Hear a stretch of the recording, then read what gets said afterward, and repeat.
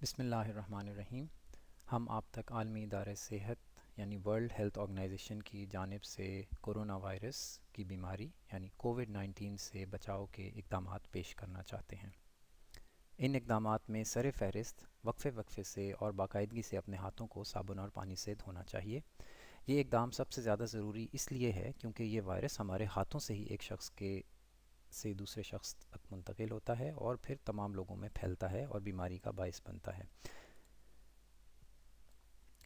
اس کے علاوہ ہمیں اپنے آنکھ، منہ اور ناک کو ہاتھ لگانے سے گریز کرنا چاہیے، کیونکہ اگر ہمارے ہاتھوں پر یہ جراثیم لگے ہوں تو آنکھ، منہ اور ناک کے ذریعے ہمارے جسم میں داخل ہو جاتے ہیں اور انفیکشن کا باعث بنتے ہیں۔ اگر ہم کھانسیں یا چھینکیں تو ہمیں اپنے منہ اور ناک کو ڈھانپنا چاہیے اپنے کہنی کے اندرونی حصے یا ٹیشو پیپر کے ذریعے سے، کیونکہ یہ جراثیم ہمارے منہ اور ناک سے نکلنے والی رطوبتیں جو کہ بہت باریک قطروں کی صورت میں چھینکنے اور کھانسنے پہ باہر نکلتی ہیں، ان کے ذریعے ایک شخص سے دوسرے شخص یا ہمارے ارد گرد کی اشیاء کی سطحوں پر منتقل ہو جاتا ہے اور وہاں سے مزید لوگوں تک پھیلتا ہے۔ اگر ہم ٹیشو پیپر استعمال کرتے ہیں تو اسے فوری طور پر ڈسکارڈ کرنا چاہیے۔ ہمیں پرہجوم جگہوں پر جانے سے گریز کرنا چاہیے، ان میں شادی بیاہ، سپورٹس اور دیگر تقریبات شامل ہیں۔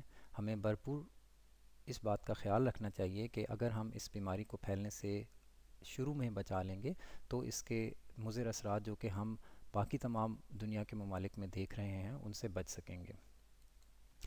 کم سے کم 1 میٹر کا جسمانی فاصلہ دوسرے لوگوں سے رکھنا ضروری ہے تاکہ اس بیماری کے پھیلاؤ سے روک تھام ہو سکے۔ اگر ہماری طبیعت ناساز ہو تو ہمیں گھر پہ رکنا چاہیے اور دوسرے لوگوں سے کانٹیکٹ کرنے سے گریز کرنا چاہیے۔ گھر کے اندر بھی دوسرے لوگوں سے کم 1 میٹر کا جسمانی فاصلہ رکھنا ضروری ہے۔ اگر بخار، کھانسی یا سانس لینے میں دشواری ہو تو ہمیں میڈیکل ہیلپ حاصل کرنی چاہیے، لیکن ہمیں کوشش کرنی چاہیے یہ پہلے فون پر کریں۔ حکومت پاکستان فون نمبر 1166 پر یہ سہولت مہیا کرتی ہے۔ یہ فون نمبر 1166 1166 1166 ہے۔ اس کے علاوہ اس بیماری کے بارے میں معلومات سے آگاہ رہنے کے لیے ہمیں ورلڈ ہیلتھ آرگنائزیشن یا کسی دوسرے باوثوق ذریعے سے رجوع کرنا چاہیے اور سنی باتوں پر یقین نہیں کرنا چاہیے۔